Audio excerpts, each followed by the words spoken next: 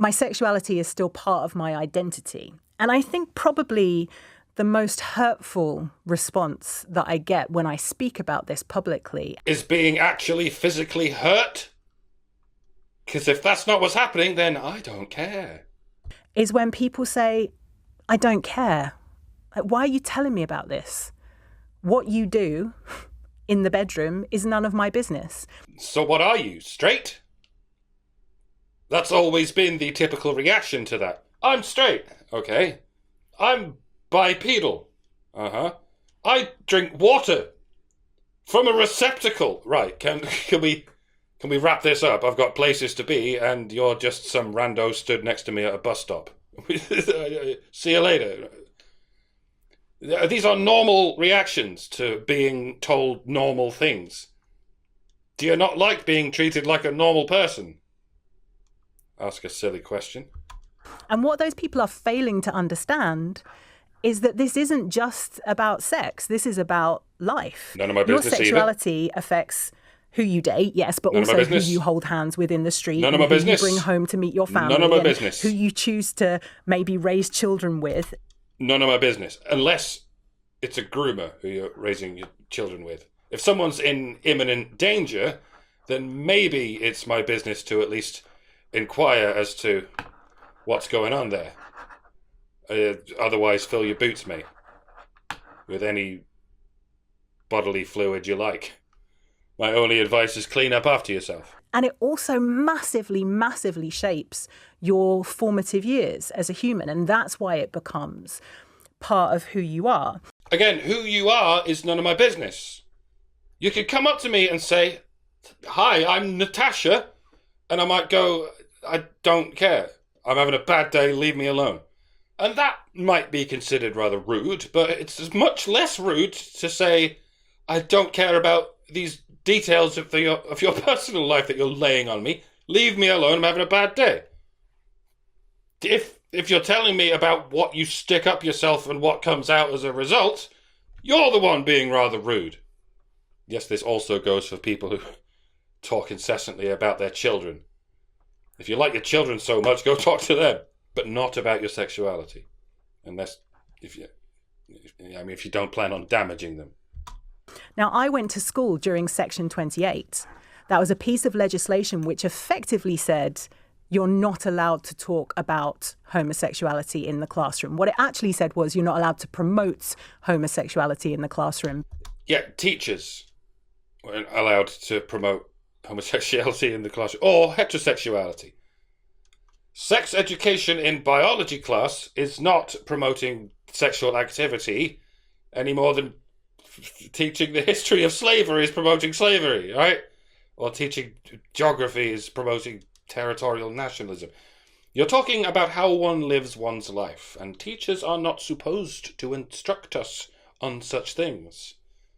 The only possible exceptions are physical education, which does indeed promote exercise, because it involves it, and gender studies, which actively promotes feminism and other forms of Marxist-adjacent dogma, which for some reason has always been allowed and still is.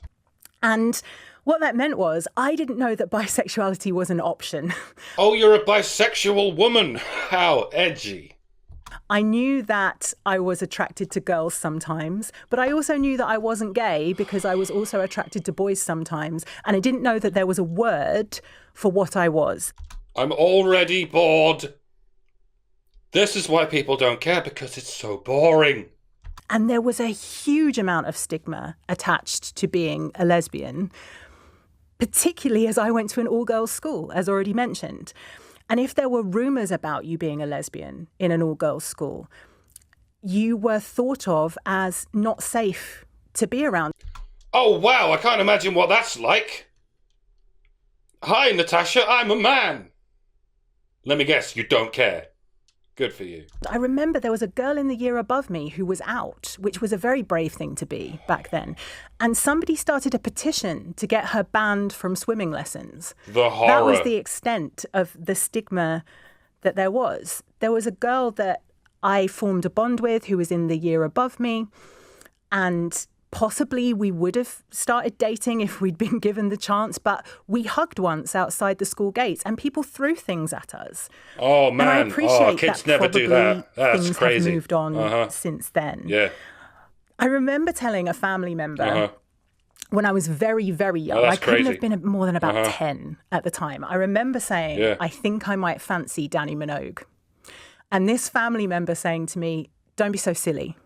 And I never know to this day whether that's because they thought the whole concept of me fancying a girl was silly, or whether they just really didn't like Dannii Minogue, or whether they were saying, really, if you're going to fancy a Minogue, it should be Kylie. I don't know. I don't know what that reaction was all about. Or maybe it was along the lines of, yes, we know. You've told us 27 times this week. We get it. You love women. You're so out there and unusual. Natasha, everyone else hates women, but here you are loving them like a maverick on the razor's edge of an unforgiving society. It's just so mind-blowing. But I do very distinctly remember the first time the concept of bisexuality was introduced to me. It was by a teacher called Dr. Cochrane. Sorry. I know you said Cochrane, but now I'm getting images of a Dr. Cockring. I feel a comic strip coming on. Do continue. He taught us Shakespeare, and he was talking about The Merchant of Venice, and there is a character in it called Antonio. And Dr. Cochrane said, of course, Antonio is bisexual, as many intelligent people are. You'll notice he was allowed to say that. And that was the first time I thought, oh, there's a word. There is a word for people like me. There are many words for people like you. And I still remember how good that felt to be acknowledged. So now I do try and drop it into conversation because I just want to exist as a bisexual person in the world and, yes, potentially represent and be a role model for other people. You do exist in the world. You're right there. I can see you. Your problem is that's not good enough for you. You want to exist as a bisexual person in everyone's thoughts, in everyone's private mind palace, all the time, everywhere, all at once. And you find it hurtful that not everyone will just fling the doors open and roll out the red carpet for you and your frankly rather milquetoast neuroses. It's not even that people are generally uncaring. We have personal priorities. When our loved ones talk to us about the bad day they had at work, we listen because we love them. I'm sorry to have to rip the Band-Aid off like this, Natasha, but some people don't love you. And they're not going to act as though they do. If you want the attention of random people who don't agree to unconditionally adore you, you're going to need to get their attention and keep it. And that's going to require a much better story than sometimes kids are treated badly in school and I'm not sure my family entirely understands me. Well, stop the presses. I'm going to need to sit down for this one. Now read me a horoscope. It'll be just as fascinating. But to do it outside the context of sexuality. And this is something that I hear from young people all the time where we say, yes, we hear about LGBTQ people in sex and relationship education, but we want to hear about LGBTQ people as they contribute to society. We want to know about LGBTQ politicians and writers and actors and musicians and sports people. So celebrate Oscar Wilde for his writings. Celebrate Freddie Mercury for his music. Celebrate Alan Turing for inventing the computer. We learn about these people in English class, music class, and history class, not in bisexual studies class. There's a reason there's no such thing as bisexual studies class. Actually, there might be. Come to think of it, there's probably a module in most gender studies courses devoted to it. So there you go. If the thing that fascinates you most about people is their sex lives and their romantic lives, do a gender studies course. But when you leave the Zoom call and you go outside and touch grass and talk to the unindoctrinated people in such terms, you can expect their eyes to glaze over. And by the way, Oscar Wilde, imprisoned by the state for the crime of loving men. Alan Turing, sterilised by the state for the crime of loving men.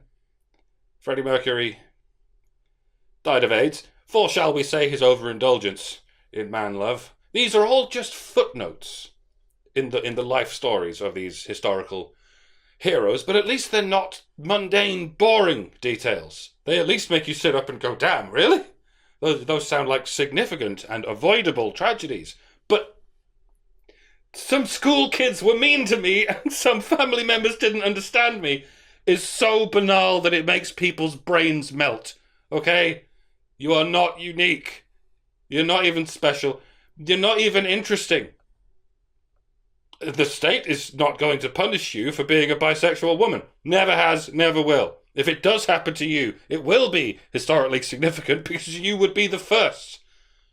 If you want recognition, how about write a novel, invent a machine, restore people's faith in humanity, and pray that people remember you for that and not for the combinations of shapes that made you feel all giddy and horny. The only people who are famous for that are diversity hires and serial killers. All right, this interview is over. Something tells me I will be back again, LBC, not for her, for someone else in the swamp of embarrassment you have on your staff. Needless to say, I do care, or I wouldn't have made this video. It can't be that boring, or I wouldn't have made this video. Let's just say I'm fascinated by how obliviously boring some people can be. Alright, see you all in the next one. Don't like, don't subscribe, don't hit the bell, nothing matters, nobody cares, the world is a farce and we're all doomed. Goodbye forever, until we meet again. Blah.